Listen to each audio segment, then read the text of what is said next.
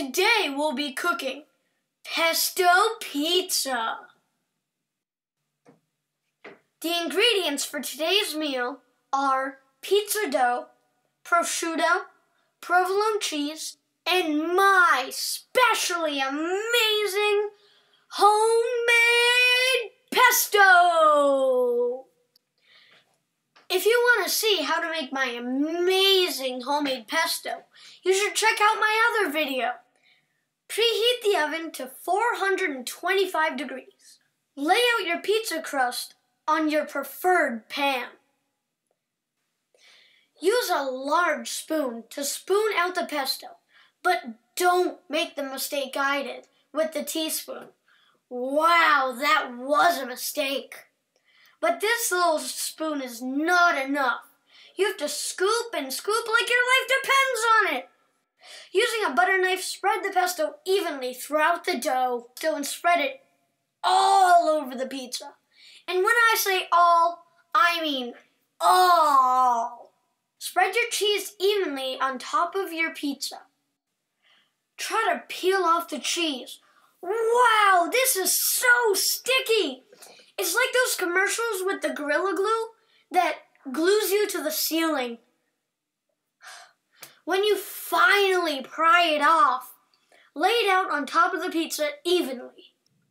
Cut your prosciutto into smaller, reasonable pieces. And then distribute evenly across the pizzas. I made 2 pizzas because I have a big family with an even bigger appetite.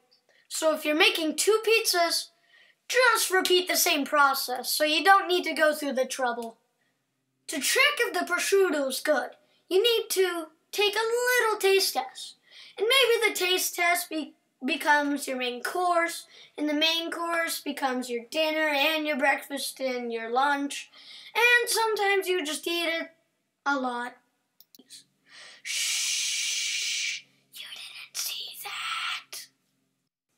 Place your pizzas in the hot oven. Ay, chihuahua, that's hot. Cook the pizzas for 8 minutes. Make sure to set the timer to keep track of time. Yeah. Time's up. It's hot, but it sure looks tasty. Smell that? I wish I could just eat the entire pizza right now. Let the pizza cool for 2-ish minutes before you cut it out. And now, after all that hard work, it pays off. It's pizza time! This has been Cooking with Finn. Keep cooking and stay safe, everyone!